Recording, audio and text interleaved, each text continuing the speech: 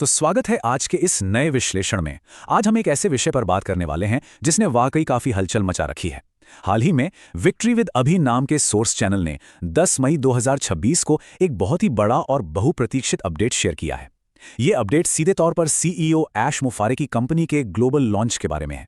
Source के अनुसार ये एक ऐसी खुशखबरी है जिसका इंतजार बहुत लंबे समय से किया जा रहा था। जाहिर सी बात है, किसी भी बड़ी कंपनी के लॉन्च की खबरें हमेशा से ही दिलचस्पी का केंद्र होती हैं, खासकर तब जब दांव पर इतना कुछ लगा हो। तो बिना किसी देरी के आइए इस पूरी खबर और इसके पीछे की रणनीतियों का बारीकी से विश्लेषण करते हैं। हमारा मुख्य मकसद ये समझना है कि आखिर ये ग्रीन सिग्नल क्या है, इसके मायने क्या हैं और आने वाले समय में कंपनी पर इसका क्या असर पड़ सकता है। अब यहाँ जो सबसे दिलचस्प बात सामने आती है वो है ये उत्साह से भरा हुआ कोट जो सीधे हमारे सोर्स मटेरियल से लिया गया है। चैनल ने बहुत ही जबरदस्त ऊर्जा के साथ घोषणा की है कि फाउंडर्स ऐश के साथ फ्लाइंग विक्ट्री के लिए तैयार हो रहे हैं। सोचिए, इस एक लाइन से उस भारी उत्साह और जश्न के माहौल का अंदाजा लग जाता है जो इस वक्त कंपनी के समर्थकों के बीच है। सोर्स बताता है कि सुबह सुबह इस अपडेट ने हर तरफ खुशी की लहर दौड़ा दी है। इसे सिर्फ एक सामान्य खबर की तरह नहीं, बल्कि उन अनगिनत लोगों के लिए एक बहुत बड़ी उम्मीद की किरण के रूप में पेश किया गया है जो इस ग्लोबल लॉन्च का बेसब्री से इंतजार कर रहे थे। ओके, तो चलिए थोड़ा गहराई में चलते हैं और समझते हैं कि इस जश्न की असली वजह क्या है। यहाँ सबसे अहम शब्द है ग्रीन सिग्नल। सोर्स के मुताबिक इस ग्रीन सिग्नल का सीधा सा मतलब यह है कि अमेरिकी सरकार ने सीईओ ऐश मुफारे को कंपनी के ग्लोबल ऑपरेशंस शुरू करने की मंजूरी दे दी है। जी हां, ये एक बहुत बड़ा दावा है। इसका सीधा अर्थ ये निकाला जा रहा है कि कानूनी और प्रशासनिक स्तर पर जिस फाइनल अप्रूवल का इंतजार था वो अब मिल चुका है। अब इस विश्लेषण में ये स्पष्ट करना जरूरी है कि हम यहाँ इस दावे की स्वतंत्र रूप से पुष्टि नहीं कर रहे हैं, बल्कि सोर्स द्वारा दी गई जानकारी को तटस्थ रूप से आपके सामने रख रहे हैं। कहा जा रहा है कि इसी अप्रूवल के बाद ही फाउंडर्स को जीत की उस उड़ान को भरने के लिए कहा जा रहा है जिसका जिक्र हमने अभी किया था। लेकिन इन सब बातों के बीच ना एक बड़ा ही लाजमी सा सवाल उठता है। ये एक ऐसा सवाल है जो इतने लंबे समय से इंतजार कर रहे किसी भी इंसान के मन में आ सकता है। सवाल यह है कि भाई, यदि कंपनी का सारा काम पूरा हो चुका है और ग्रीन सिग्नल मिलने की बात भी हो रही है, तो कंपनी तुरंत लॉन्च क्यों नहीं हो रही है? सीईओ सीधे आकर लॉन्च की घोषणा क्यों नहीं कर देते? सोर्स मटेरियल ने भी इस हताशा और चिंता को बहुत ही स्पष्ट रूप से हाईलाइट किया है।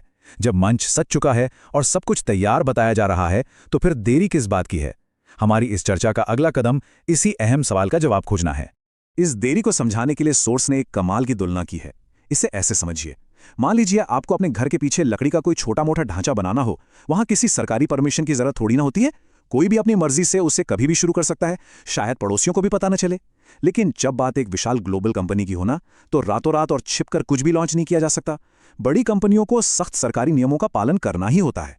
अगर वो ऐसा नहीं करते तो कभी ना कभी सरकार के रडार पर आ ही जाएंगे, और तब केवल एक छोटा मोटा नोटिस नहीं मिलता, बल्कि भारी जुर्माना लग सकता है या पूरी कंपनी कानूनी पचड़े में फंस सकती है। तो इस सबका क्या मतलब निकलता है? सबसे महत्वपूर्ण बिंदु यह है कि इस देरी को किसी विफलता के रूप में नहीं, बल्कि एक बेहद सतर्क और सोची समझी रणनीति के रूप में पेश किया गया है। सोर्स के अनुसार सीईओ ऐश मुफारे की रणनीति बिल्कुल स्पष्ट है: सरकारी नियमों का सख्ती से पालन करना। वे किसी भी तरह के जल्दबाजी या शॉर्टकट वाले लॉन्च से बचना चाहते हैं। नियमों के हिसाब से काम करने का मुख्य उद्देश्य कंपनी को किसी भी तरह के जबरन शटडाउन के खतरे से बचाना है। व्यापार की दुनिया में एक बार जब कोई कानूनी दाग लग जाता है ना, तो उससे उभरना बहुत मुश्किल होता है। इसलिए लंबी रेस के खिलाड़ी के लिए ये एक बेहद जरूरी कदम माना जाता है। आइए आगे बढ़ते हैं और देखते हैं कि ये पूरी प्रक्रिया कैसे काम करती है। सोर्स ने इस इंटरनेशनल परमिशन के प्रोसेस को 3 स्पष्ट चरणों में समझाया है। चरण 1, सबसे पहले अमेरिकी सरकार से अप्रूवल मिलना, जो कि जैसा पहले बताया गया दावा है कि मिल चुका है। चरण 2, इसके बाद अमेरिकी सरकार द्वारा भारत सरकार से संपर्क किया जाएगा और उन्हें इस पूरे प्लान के बारे में सूचित किया जाएगा। 2 देशों की सरकारों के बीच सूचनाओं का ये आदान प्रदान काफी दिलचस्प है। और अंत में आता है चरण 3, जब सारी जानकारी साझा हो जाएगी और सभी दस्तावेज पूरे हो जाएंगे, तब भारत सरकार कंपनी को स्थानीय स्तर पर लॉन्च करने की अनुमति देगी। ये एक पारदर्शी प्रक्रिया है ताकि सब कुछ नियमों के तहत हो। इस पूरी कानूनी प्रक्रिया के अलावा सोर्स द्वारा कुछ बेहद ही उत्साहवर्धक और बड़े वित्तीय वादे भी हाईलाइट किए गए हैं।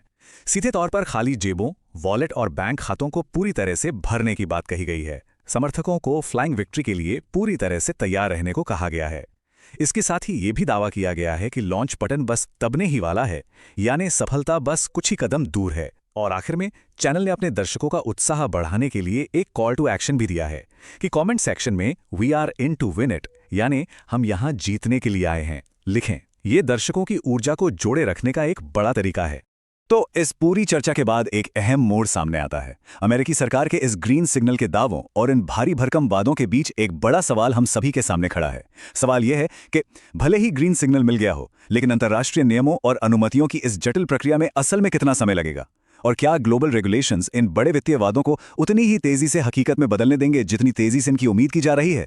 ये एक ऐसा विचार है जो उत्साह और वास्तविकता के बीच के अंतर को सोचने पर मजबूर करता है। एक तरफ अपार संभावनाएं हैं तो दूसरी तरफ कठोर प्रशासनिक वास्तविकता। आज के इस विश्लेषण में बस इतना ही। ये एक ऐसा सवाल है जो निश्चित रूप से आगे भी गूंजता रहेगा। हमारे साथ जुड़ने के लिए धन्यवाद।